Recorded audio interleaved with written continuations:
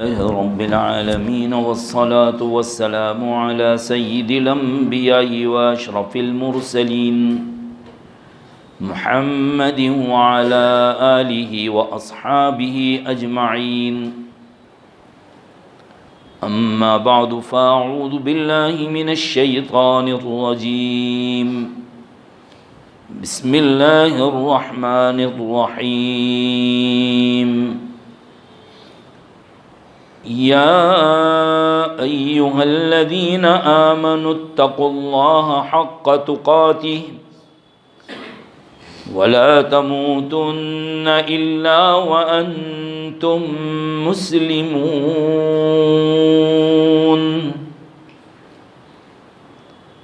وقال تعالى فاتقوا الله ما استطعتم وقال تعالى ألف لام ميم ذلك الكتاب لا ريب فيه هدى للمتقين الذين يؤمنون بالغيب ويقيمون الصلاة ومما رزقناهم ينفقون الذين يؤمنون بالغيب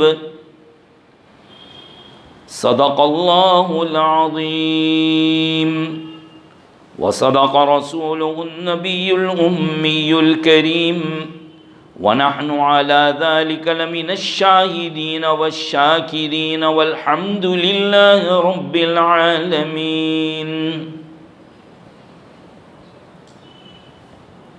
بزرگان محترم و برادران عزیز، دعا فرمائے کہ اللہ تبارک و تعالی کچھ میرے اور آپ کے کام کی باتیں کہلوا دے اور کہی سنی باتوں پر اللہ تعالی مجھے بھی اور آپ تمام کو بھی عمل کی توفیق نصیب فرمائے۔ قرآن کریم کی مختلف مقامات سے چند آیتیں تلاوت کی ہے۔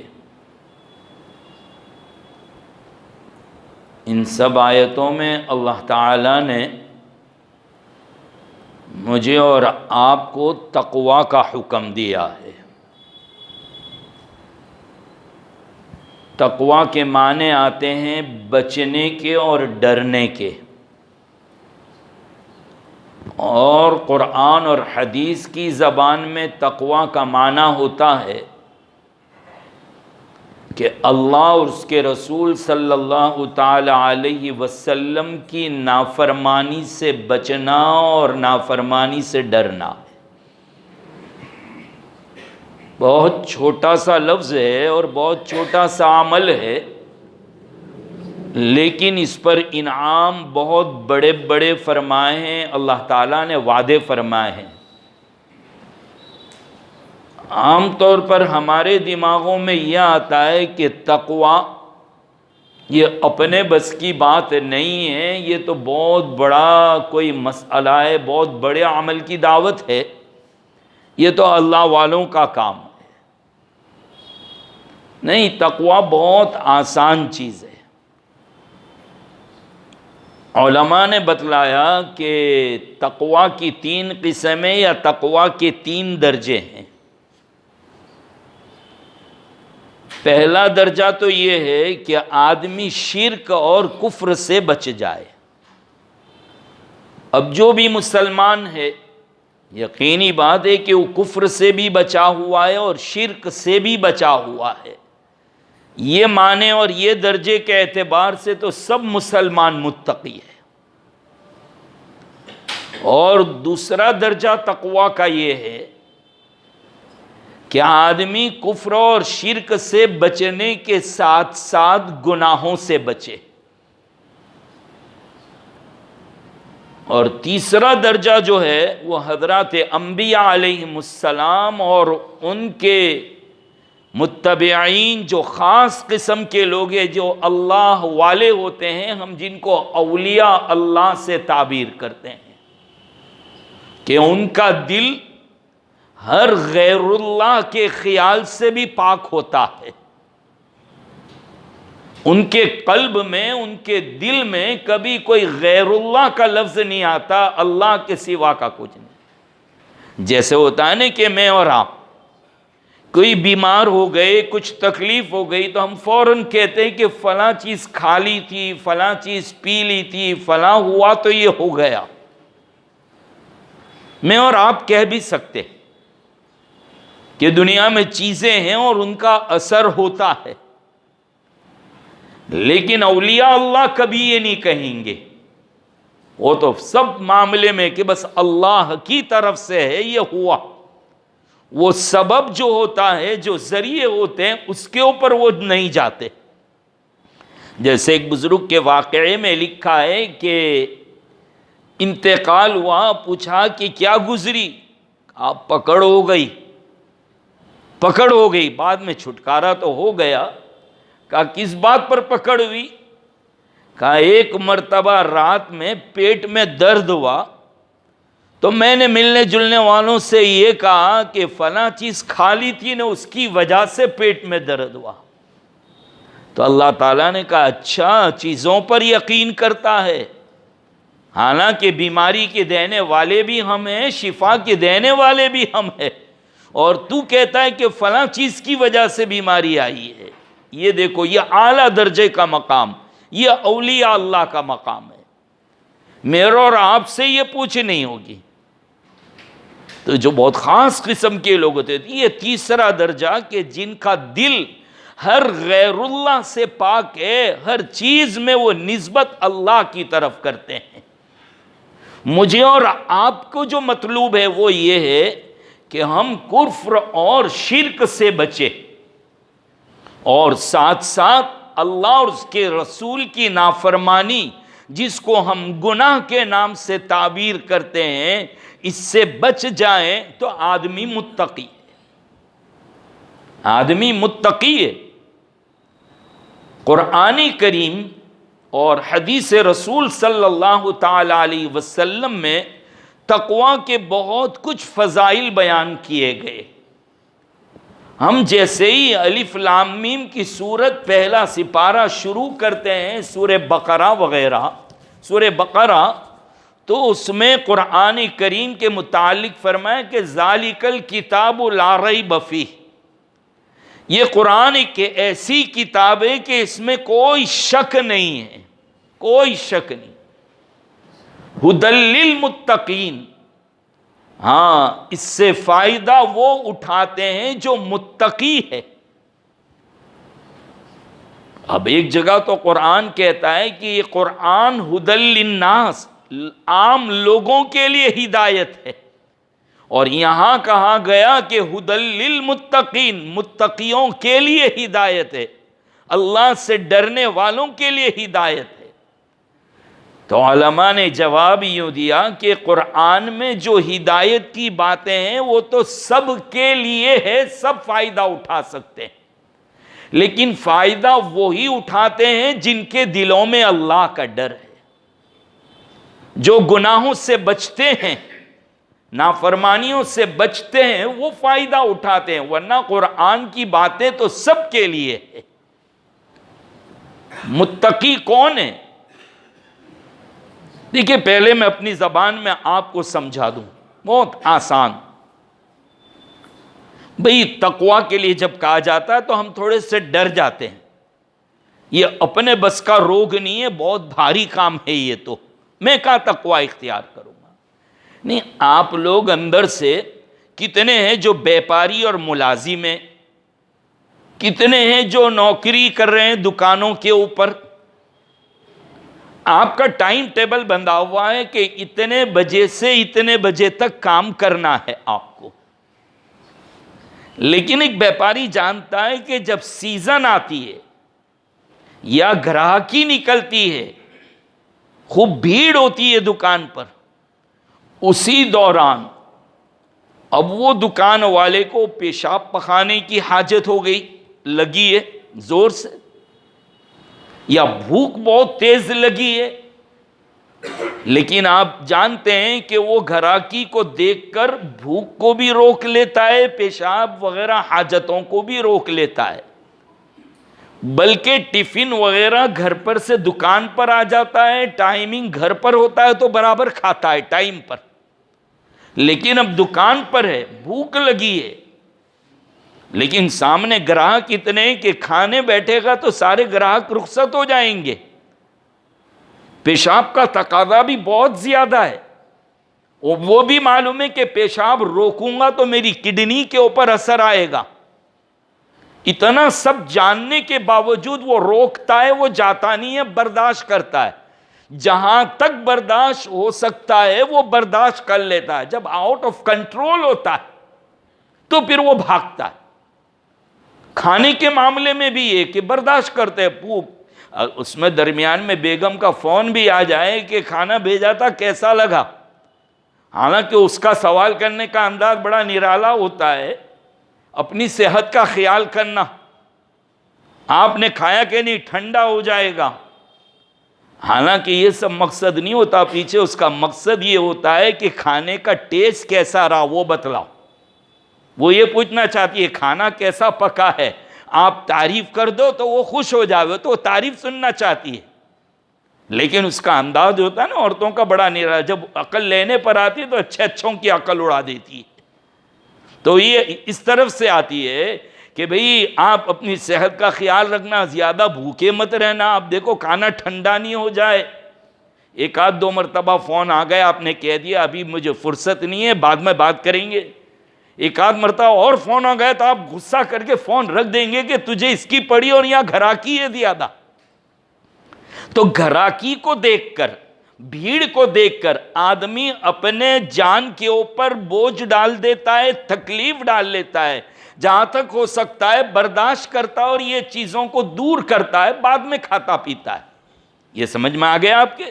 تو بس یہی حال ہے کہ تقوی، ہم یہ سمجھتے ہیں کہ بہت نمازیں پڑھنا، بہت دعائیں کرنا، بہت عبادت کرنا، اصل میں ہم نے اپنی طبیعت کو اس کا عادی بنایا ہی نہیں ہے، ہم نماز کے وقت کے پابند نہیں رہے، قرآن کی تلاوت کا ہم نے معمول نہیں بنایا، نظام نہیں بنایا، ہم کو دنیا کے کاموں سے زیادہ رغبت ہے تو اس میں ٹائم دے کر ہم اس کے پیچھے زیادہ وقت دے دیتے ہیں اور اس چیز کے اوپر دھیان نہیں، تو جتنا بیپار وغیرہ سامنے نفع جو ہے اس کے لیے آدمی ہر ممکن تکلیف برداشت کرتا ہے، ایسے ہی کرے کہ جہنم کی تکلیف کو بھی دیکھے اور جنت کے انعام، اللہ کے وعدوں کو دیکھ کر تھوڑی اپنی جان اور اپنے بدن پر تکلیف آ جائے، مشقت، حالانکہ وہ مشقت ہے نہیں، اپنے اعتبار سے ہم اس کو تکلیف اور مشقت سمجھتے ہیں، تھوڑا برداشت کر لینا، اسی کا نام تقوی۔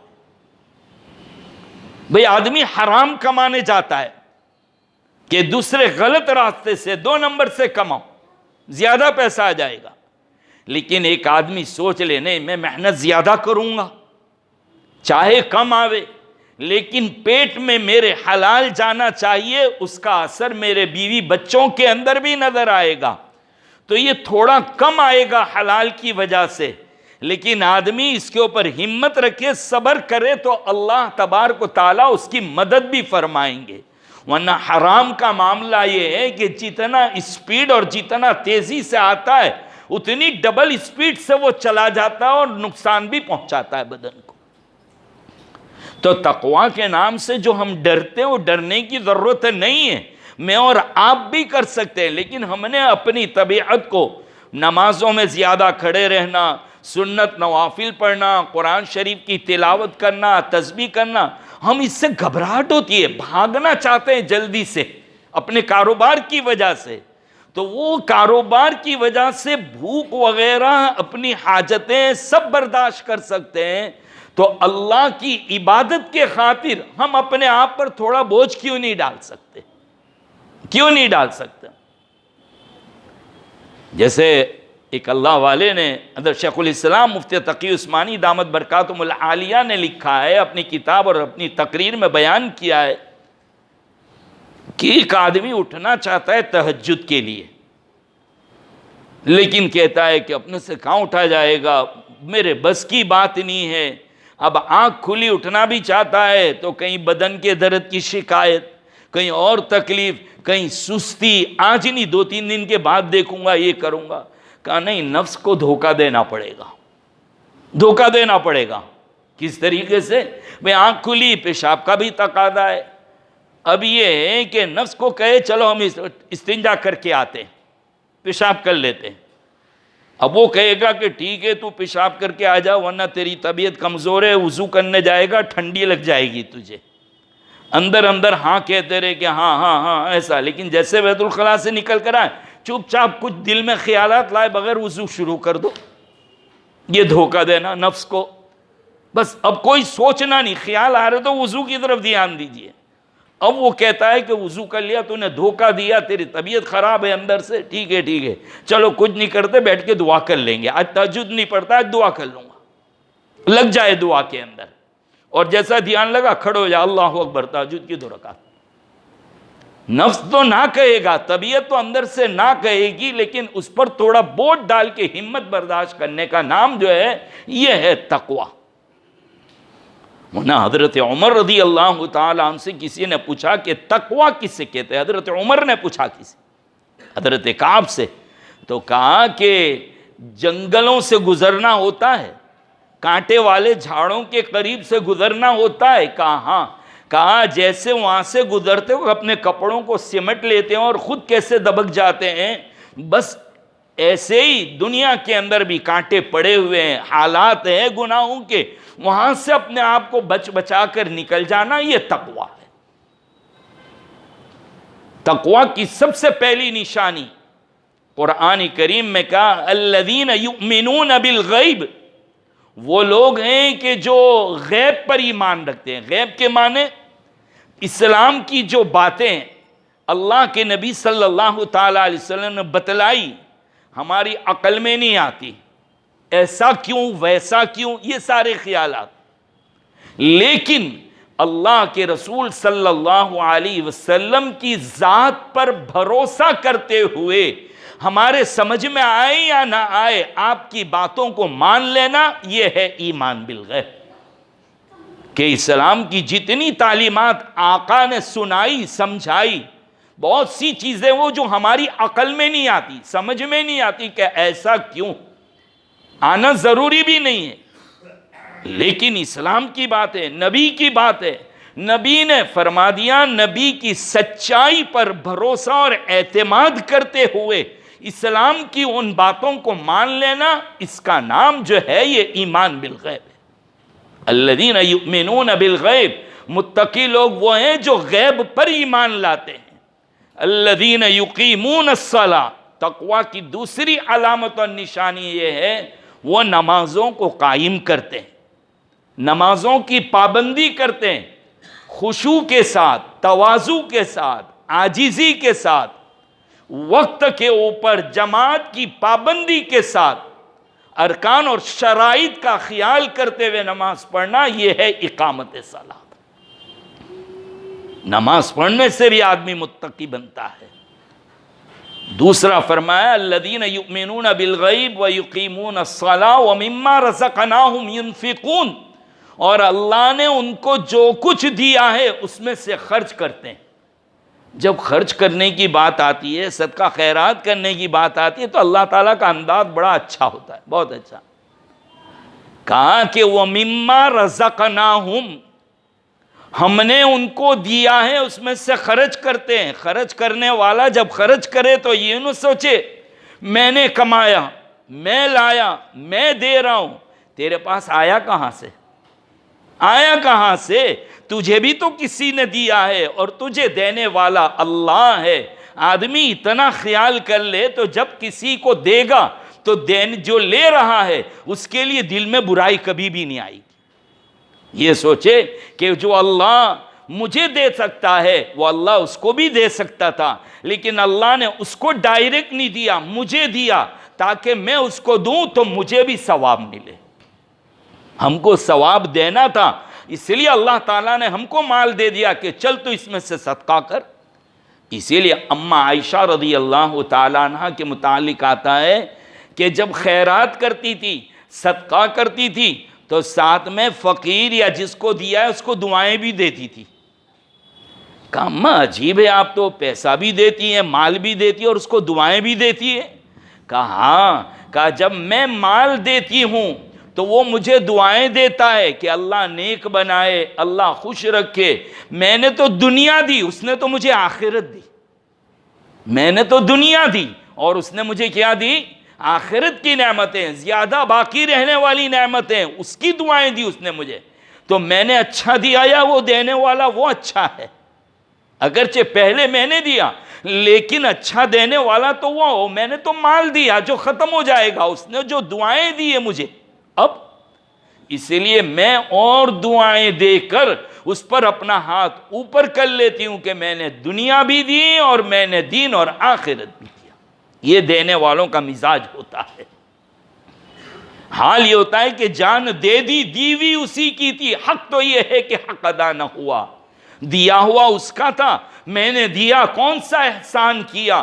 حق تو یہ ہے کہ دینے کا میں نے حق ادا نہیں کیا. یہ حال ہونا چاہیے.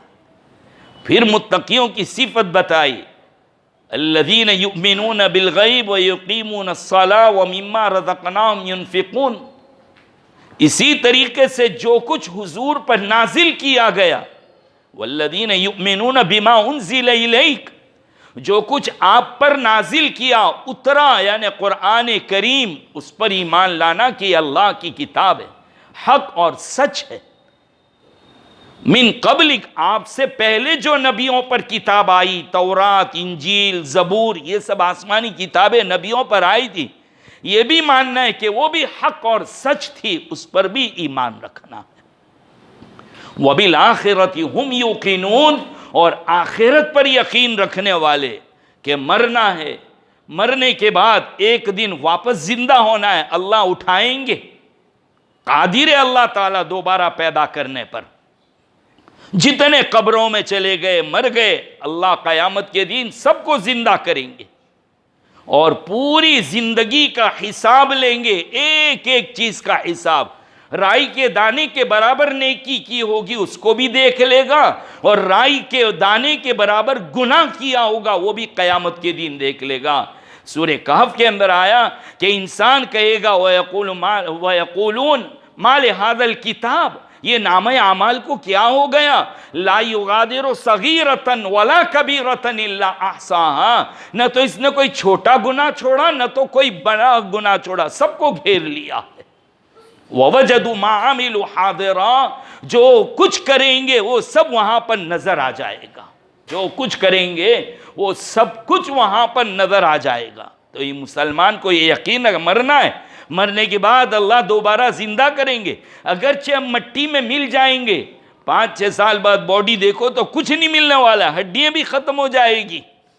لیکن اللہ تعالیٰ جتنا بدن میں سے چمڑی، ناخن، بال کٹے ہوئے ہٹے ہوئے کہاں گرے ہم کو نہیں معلوم ہے، لیکن وہ بڑا علیم ہے، اس کی جانکاری اور اس کے علم میں ہے، وہ سب ہمارے بدن میں لگا دے گا قیامت.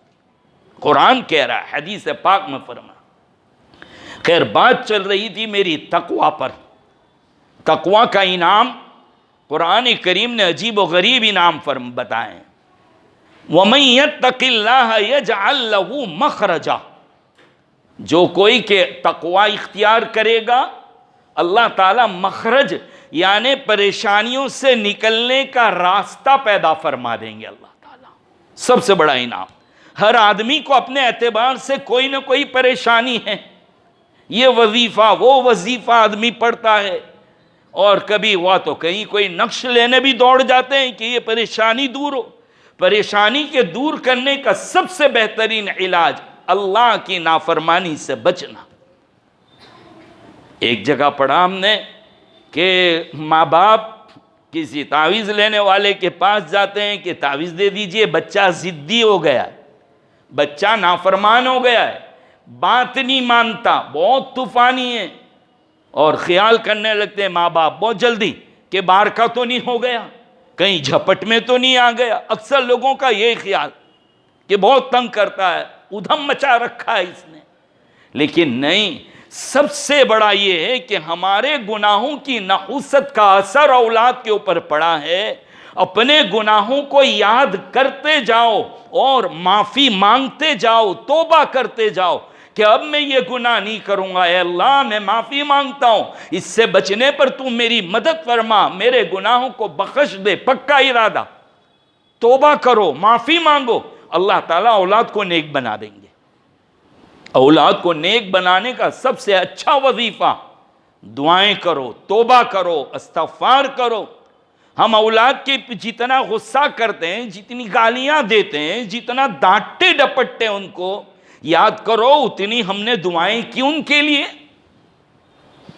کیا ہم کو اتنی فرصت ملی ہے کہ ہم اولاد کے لیے ذرا مصلی بچھا کر بیٹھے اور دعائیں کریں اللہ تعالیٰ سے؟ نہیں. سب سے بڑی بات دعائیں کرو اولاد کے لیے. قرآن نے سکھائی یہ دعائیں. اپنے گناہوں سے معافی مانگو, توبہ کرو گناہوں کو یاد کر کر کے. اس کا اثر ڈائریکٹ اولاد کے اخلاق اور اولاد کی عادتوں کے اوپر پڑے گا, بالکل پڑے گا. ابھی ایک ہفتے کی بات ہے, ایک جگہ سے ایک بچے کی یہی شکایت آ رہی تھی کہ بہت طوفانی ہے, بہت طوفانی ہے. نہ مدرسہ میں سناتا ہے, نہ اسکول میں پڑھتا ہے, ادھم مچاتا رہتا ہے, شکایتیں آتی رہتی ہے, ماں باپ بھی عاجز. ہم نے یہی کہا کہ اپنے گناہوں کو یاد کر کے توبہ کرو, معافی مانگو. تمہارے کچھ گناہ ہوں گے, وہ تمہاری نمازیں چھوٹ رہی ہیں, نمازوں کی پابندی کرو جماعت کے ساتھ. الحمدللہ انہوں نے یہ عمل شروع کیا, 2-3 روز کے اندر ہی رزلٹ دکھنا شروع ہو گیا کہ الحمدللہ قرآن سنایا بھی اچھے سے, اسکول میں بھی اچھے سے. تو یہ سب سے بڑا اصل گناہوں کی نحوست کا اثر ہے. جتنا تقوی اختیار کرتے جاؤ گے اس کا اثر اپنے ماتحتوں کے اوپر آئے گا. 30 تک. تو وَمَن يَتَّقِ اللَّهَ يَجْعَل لَّهُ مَخْرَجًا, کہیں فرمایا وَيَرْزُقْهُ مِنْ حَيْثُ لَا يَحْتَسِبْ. دیکھو میرے اور آپ سب کے لیے تقوی پر انعام کیا ملے گا. اللہ ایسی جگہ سے رزق دیں گے کہ تمہارے خیال میں بھی نہیں ہوگا کہ کہاں سے آیا. کماتا ہوں نظر نہیں آتا, کماتا ہوں بچتا نہیں ہے, کوئی ڈھنگ کا کاروبار نہیں چلتا, حالات ایسے ہیں. بس نافرمانی سے بچو, اللہ اور اس کے رسول کی. اللہ سب تمہارے فیور میں کریں گے اور رزق دیں گے, وہ رزق کا ذمہ دار ہے. خود قرآن میں فرمایا اللہ تعالیٰ نے. اسی طرح جو انعام تقوی پر دے رہے ہیں وہی انعام توبہ کے اوپر حدیث پاک میں اللہ کے نبی نے فرمایا کہ جس نے توبہ کی عادت ڈالی, استغفار کی عادت ڈالی, اللہ ایسی جگہ سے رزق دیں گے کہ پتہ بھی نہیں چلے گا. علماء نے رزق کے معاملے میں لکھا ہے کہ دنیا کی ہر ضرورت اور ہر حاجت کو اللہ پوری کریں گے, اور آخرت کی بھی مرادیں اللہ تعالیٰ تمہاری پورا کریں گے. جتنی ضرورت کی چیزیں سب دنیا میں عطا فرمائیں گے اللہ تعالیٰ. اب کیا چاہیے؟ وَيَرْزُقُ مِنْ حَيْثُ لَا يَحْتَسِبْ. ایک جگہ پر قرآن کریم میں اللہ تعالیٰ نے تقوی پر انعام فرمایا, ان تتقوا اللہ یجعل لکم فرقانا ویکفر عنکم سیئاتکم ویغفر لکم. یہاں 3 انعام دیے تقوی پر. اللہ تم کو فرقان نصیب فرمائیں گے. فرقان کے معنی علماء نے لکھا ہے کہ عقل. اللہ عقل سلیم نصیب فرمائیں گے گناہوں سے بچنے پر اور توبہ کرنے پر.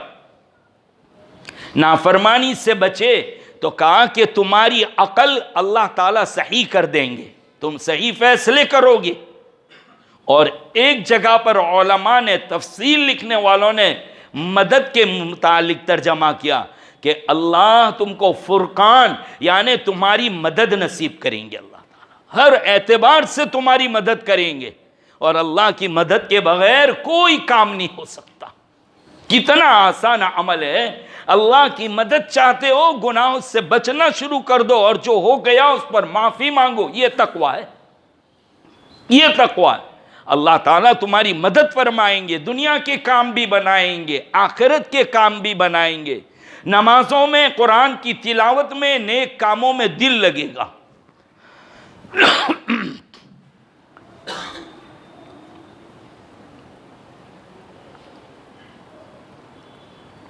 وَيُكَفِّرْ عَنْكُمْ سَيِّئَاتِكُمْ، اللہ تعالیٰ تمہارے گناہوں کو معاف کر دے گا، اللہ تعالیٰ تمہارے گناہوں کو معاف کرے گا تقوی کی برکت سے۔ اور تیسرا انعام یہ فرمایا کہ وَيَغْفِرْ لَكُمْ، اللہ تمہیں بخش دے گا، اللہ تمہاری مغفرت کر دے گا، اور مغفرت سب سے بڑا انعام ہے۔ اتنا ہی کیا کم تھا کہ آگے فرماتے ہیں وَاللَّهُ ذُو الْفَضْلِ الْعَظِيمِ، اللہ کہتے ہیں میں نے قرآن میں یہ سارے انعام تو دیے، تقوی سے بچو گے تو ملے گا، لیکن کان کھول کر سنو، اللہ بڑے فضل والے ہیں، اپنی شان سے اور زیادہ بھی عطا کر دے گا، بڑا فضل ہے اس کا، بندہ تھوڑا بچے وہ بہت زیادہ دے دے پروردگار۔ اسی لیے کہتے ہیں سب سے جلدی من جانے والی، مان جانے والی، من جانے والی، راضی ہونے والی ذات اللہ کی ذات ہے۔ ہمارے اور آپ کے توبہ کرنے میں دیر لگ سکتی ہے، اس کے راضی ہونے میں دیر نہیں لگ سکتی، وہ بہت جلدی بہانہ ڈھونڈتا ہے بندے کو معاف کرنے کے لیے، چاہے کیسا گنہگار ہو وہ معاف کر دیتا ہے۔ تو یہ حال ہے، اتقوا اللہ، اے ایمان والو اللہ سے ڈرو، وَلَا تَمُوتُنَّ إِلَّا وَأَنْتُمْ مُسْلِمُونَ، اور موت آئے تو حالت اسلام پر آئے۔ اب کہیں گے کہ مرنا اپنے اختیار میں تھوڑا ہے، نہیں، حدیث پاک میں فرمایا جیسی زندگی گزارو گے ویسے موت آئے گی، اسلام پر زندگی گزرے گی، اسلام پر موت آئے گی، اور جیسے مرو گے ویسا تمہارا حشر ہوگا اللہ کی یہاں۔ تو ہم زندگی اپنی طاقت ہے، فَاتَّقُوا اللَّهَ مَا اسْتَطَعْتُمْ، جتنا ہو سکے اتنا تو تم اللہ سے ڈرو، اتنا تو تم اللہ کی نافرمانی سے بچو، تھوڑا کرو گے اللہ مدد فرما دیں گے۔ اللہ مجھے اور آپ کو اس پر عمل کی توفیق عطا فرمائے، ہم تمام کو اللہ تعالیٰ متقی بنا دے۔ وآخر دعوانا الحمد للہ رب العالمین۔